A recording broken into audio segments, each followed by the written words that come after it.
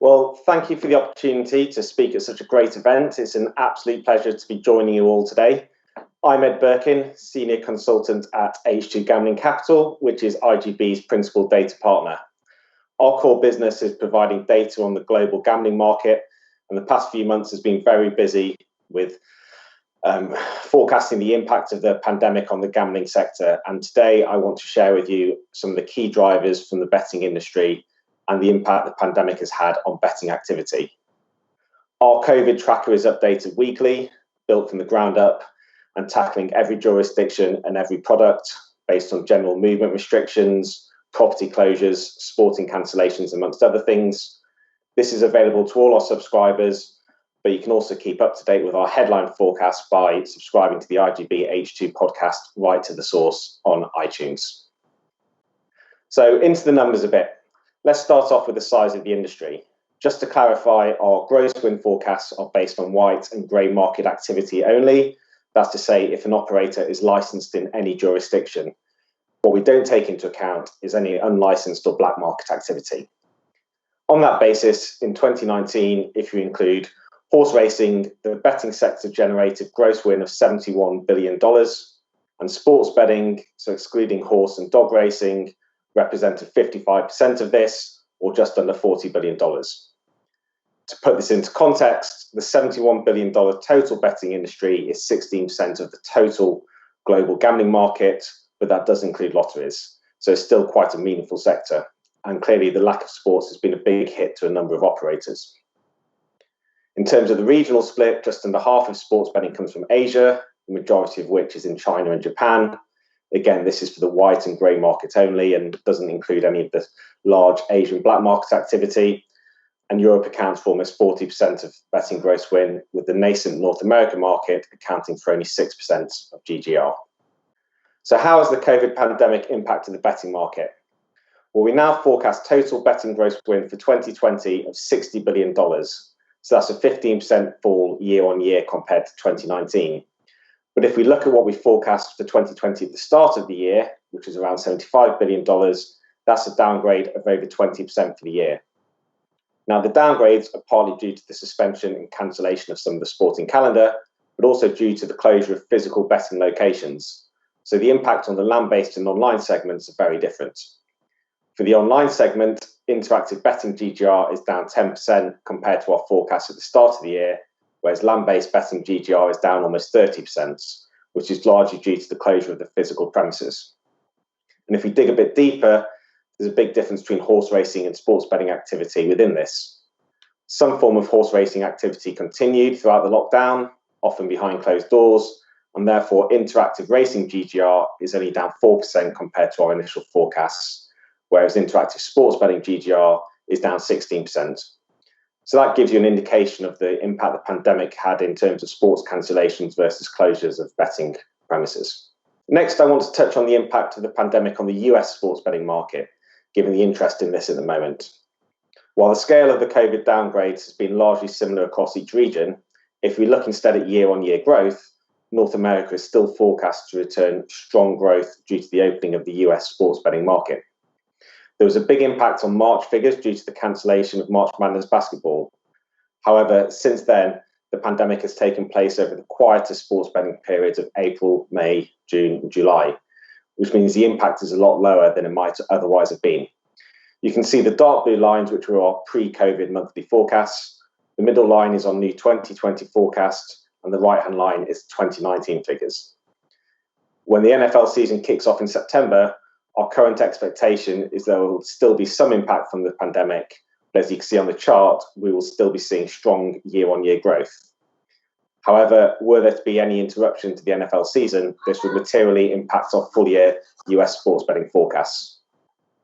In terms of how the sports betting industry has coped with the loss of sporting content, the US market again provides good data on the split of sports. So in April and May 2019, over 75% of the market was made up from baseball and basketball, with less than a quarter of the market being generated from other sports.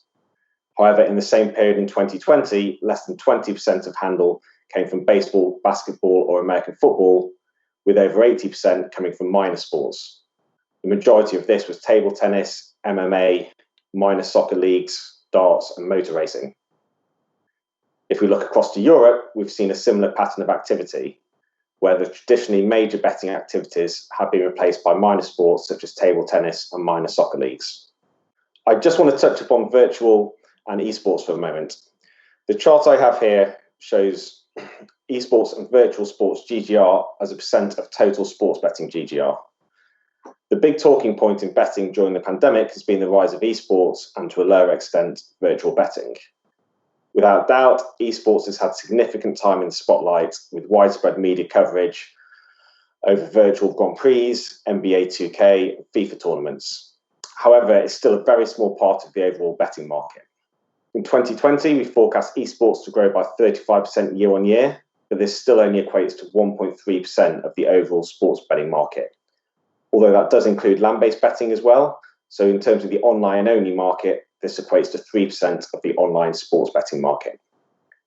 In terms of virtuals, we estimate a percentage point increase to just under 6% of total betting activity and total virtual betting activity to be flat year on year. The fact we don't have any growth in virtual betting in 2020 may surprise some people. However, a very large part of virtual sports betting market takes place in retail betting shops, and the closure of these premises for a prolonged period of time has been a significant headwind compared to the strong growth in virtual betting activity online. I just want to dig a little deeper into the esports numbers for a minute, as I'm sure people will be surprised we don't have much higher levels of growth for esports given the media coverage. At H2, we have headline esports gross win forecasts in our normal sports betting splits as part of our core subscription, but we've just launched a separate esports data set that breaks it down, the esports gross win by major products on a country-by-country basis. So we split esports into the top 3 products, which is League of Legends, CSGO, and Dota 2, which account for almost 95% of total esports market.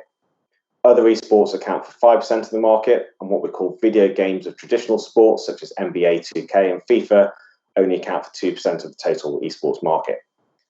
Now, during lockdown, there's been a lot of media interest in FIFA competitions between Premier League footballers and F1 drivers taking part in virtual Grand Prix, and this has led to betting activity on these products as a substitute for actual sports. But it's coming from such a low base that it doesn't make significant inroads into the overall esports betting activity. Whereas the bread and butter of the esports betting market, being esports enthusiasts, playing things like CSGO, the cancellation of March Madness or the Premier League doesn't affect the impact the people who are betting on CSGO. It's not going to make them bet anymore. Now, there is an uplift from spending more time inside during lockdown and watching more of these competitions take place, and that will lead to more betting in the same way that online casino has benefited. But on the flip side, there's also been a cancellation of a number of land-based tournaments. So Fortnite World Cup and Dota 2, which are the two of the biggest tournaments by prize money, have been cancelled, and this is a headwind for the esports enthusiasts.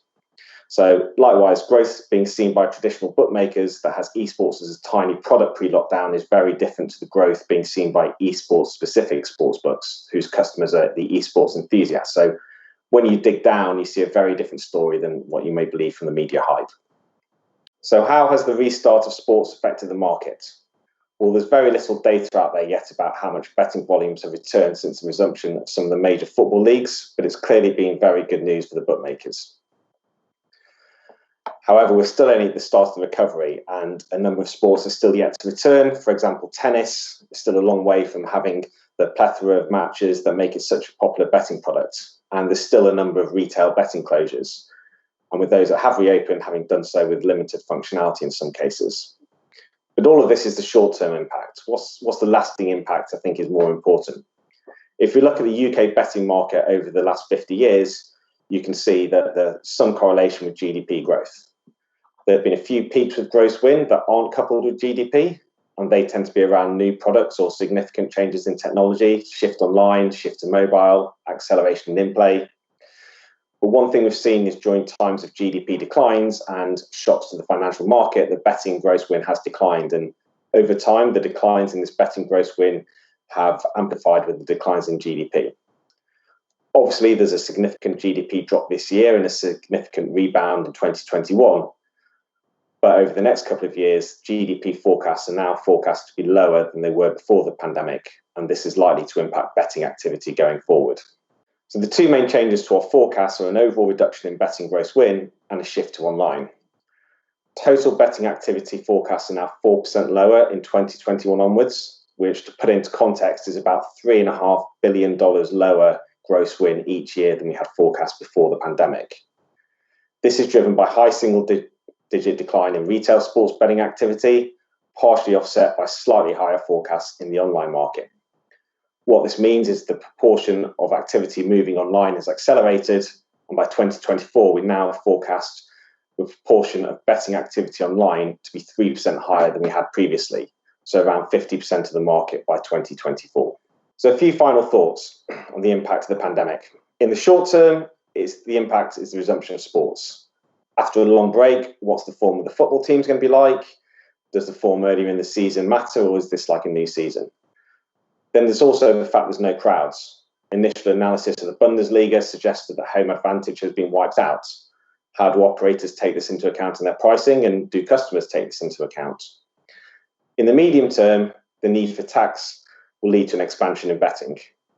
In the US, we've seen more legislative activity than we had previously anticipated, and our medium-term forecasts for the US sports betting market have increased on the back of this. However, elsewhere, lower GDP estimates have led us to reduce our sports betting forecast going forward. So the final thought, with all the legislative activity, the need for tax revenue, we've also seen a big increase in regulatory risk over the past few months. In Kenya, it's forced the government to reverse its stance and get the market back on shore after significantly increasing taxes a couple of years ago and leading the major operators to leave the market.